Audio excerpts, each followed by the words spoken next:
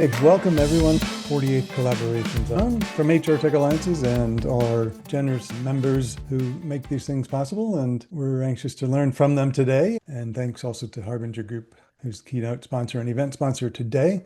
We got a great first session kicking it off. I'll introduce our esteemed member, Dan Quigg, the founder and CEO of Public Insight, one of our great sponsors. With that, Dan, I'll let you take it away from there, introduce yourself and the topic, and you can start sharing your screen as you wish. We talk about the state of the talent workplace. If I was a journalist, this would be the headlines that I would write. JOLTS, a historical perspective. So when we talk about JOLTS, it's the BLS Job Openings and Labor Turnover Survey. It's the gold standard for the talent marketplace. So let's start with JOLTS data. So JOLTS really breaks down data into four primary buckets: hires, job openings, layoffs, discharges, and quits. I start this timeline here at January 2021 because this is really the first post-COVID time period, and start to look at it from that point. If you rewind the clock back to 2015, you get a broader historical perspective. But if we look from the left and work our way across and down, we'll see that hires is at a 5-year low point. So it's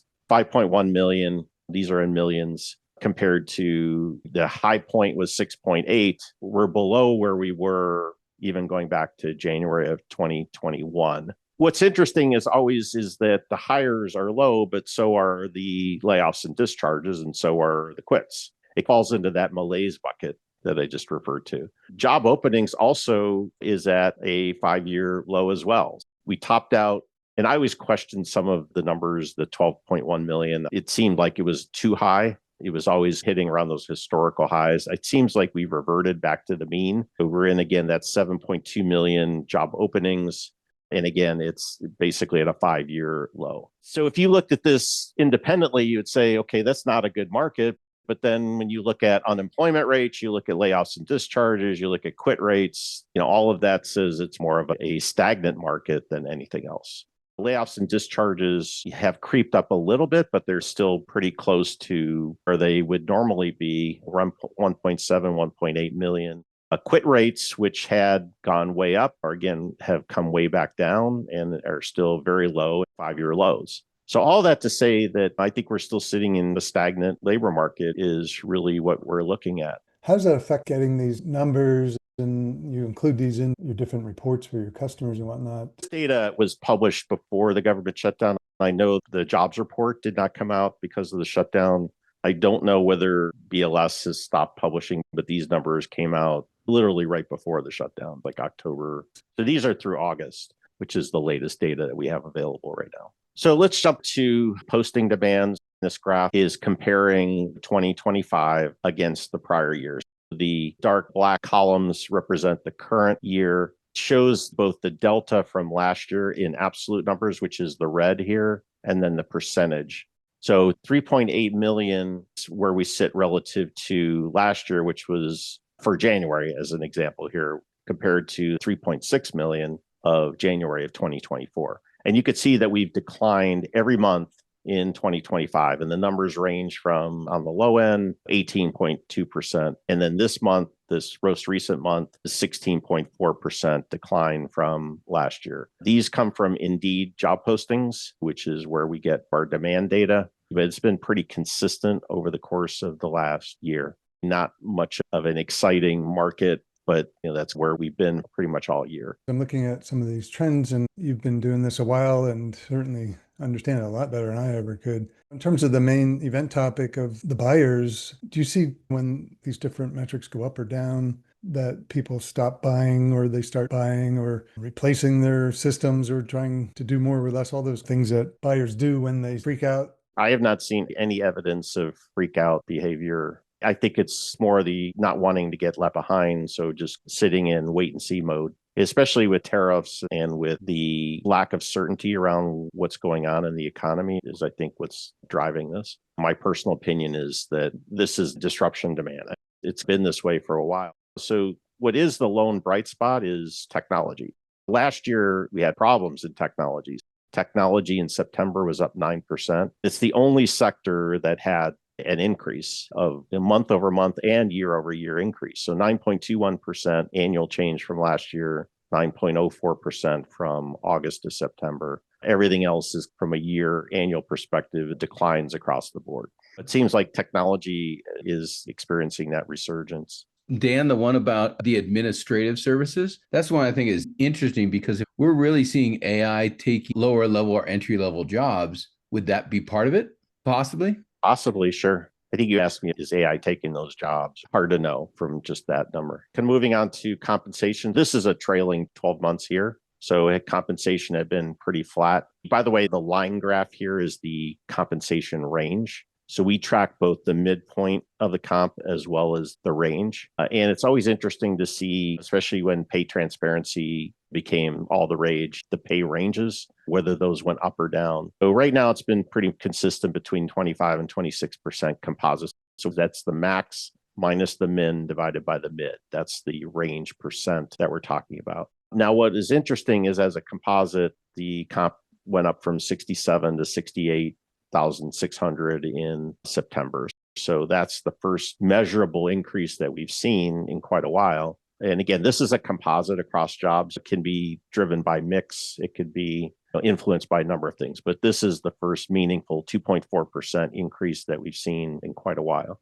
When you break this down by industry, the one that I found really interesting is professional services jumped 11.2%. Now, again, this could be the mix. Transportation has been coming down over the last 3 or 4 months, and then the others are fairly straightforward. Technology has been riding a winning streak, and we see this jump in professional services while logistics and transportation have been coming down. Do you think those crazy salaries that some people are getting for AI, the AI wars, are they in there? Yeah, could very much be. Yeah. So this is industry sector, so professional services. So somebody like a Deloitte would probably be in that professional services bucket and not in the technology bucket. Right. So let's shift over to supply. So this is really an intriguing set of data. So around the end of last year, we saw an influx of resumes of people coming into the game. And then we saw a period where nobody did much of anything. And now in the last 2 months, we've seen an influx of resumes in the market. We've seen some increase in layoffs and people, it's significantly going up in the last couple months. And this is now 2 straight months. These are deduped resumes. So if something's in February and they send another resume in August, it's only going to be reflected in the most recent months. So there could be some people that recently come into the game that may have also published their resume in the same 9-month period. So these are, again, unique resumes. So it's a fairly significant influx of people publishing their resume, indicating they're looking for work. That's not specific to jobs. So if somebody's using AI to blast out 500 resumes, you're still counting that one resume once. That's correct. Wow, that's huge. What do you think's causing it? I just think that it's not wanting to be left behind. That's conjecture on my part. I don't know all the reasons why that would be, but I'm hearing more and more anecdotally of people saying, yeah, I'm getting my resume out. It may be fearing what might be coming rather than a specific job. It's hard to know. Well, it's also interesting too that right before summer, it doubled. It's even more than doubled. It was a 250% increase, the 1.8 to 4.8. Yeah. Now, some of that would be normal in the summer. Just like at the end of the year, you'll see a spike. That is significant, Jonathan, that increase. It's more that's also holding, so that 4.8 would be normal to happen right around Labor Day. We'll see if it keeps sustaining through the end of the year. This is always my favorite graph. It takes the number of net positions, which is the black column, and it shows in line the number of resumes stat, and it shows it by month. So anything where there's a red means there's less people that are putting resumes out in the street against the number of net positions in that same sector. It's just a measure of understaffing. So healthcare in particular has been bad for a long time. This is, Jonathan, what you were talking about in terms of there still seems to be demand of administrative and support, even though we saw that there's just not a lot of demand, but yet there's not a whole lot of people. This may be how they're promoting themselves. It may be that they're not promoting themselves as a clerical assistant or something like that. Accommodation services and retail have always been all over the map. So during COVID, these numbers actually flipped to red. Now they're back to solid green. Green is more supply of people looking for work versus positions that are out on the street. The one that's been concerning, that's been up and down, is manufacturing. Kind of anything within 10% or so, I like to call it parity. So it's the number of people out on the street looking are balanced against the number of positions on the street. And it's hard to look at this for any 1 month and say, oh, there's a lot of people out here. I like to look at it all in and then look at the total here and say, okay, over the last 9 months, there's 1.6 million net positions out there compared to 1.5 million resumes. So if you take it over to healthcare is 40% understaffed. Probably wouldn't surprise any of us. Wow. The one that's been interesting is, again, professional services and technology, more and more towards understaffed rather than overstaffed or saturated from a market perspective. All right, so let's wrap this part up. We also look at worker sentiment. So we take every review and we run sentiment scoring on it. And we've seen that there was post-COVID, this goes back to 2023, a complete bottoming out of net promoter scores. Net promoter score takes the percentage of positive reviews over the percentage of negative reviews. A typical product net promoter score is going to be 50, 60. In human resources, a net promoter score is generally around 20. Most recently, it's come back up. I thought it would never come back up after how it was just languishing. So that meant there was only marginally more what are called promoters than there were detractors. So 15.6 means there's only 15% more people that are saying positive things than people that are saying negative things. And neutral people in a net promoter score calculation don't matter. So they are completely eliminated. It's the number of raving fans over people that are devastatingly unhappy. So that's measured by the actual sentiment of the review. So it's actually trending up, which is great news. The other one that's had, if you remember Glassdoor reviews, Glassdoor has this question called positive business outlook. The percentage of people that say, I have a positive business outlook, that number had been trending significantly down since 2023, and most recently has jumped up, which is a good indicator that maybe we're starting to come out of the woods from a business outlook perspective. So that's the teaser for what we're going to be publishing in the next week on our job market report. Yeah. Please, anybody, jump in with questions. I think it was super insightful, Dan. I know you're the data guy, so understanding all in the context of it is what's amazing, since you look at the numbers all the time. Special thanks to our corporate member Dan Quigg from Public Insight for delivering a fabulous industry report and discussion on the related topics. Also thanks to our event sponsor, Harbinger Group, one of the founding members of the HR Tech Alliance's community platform.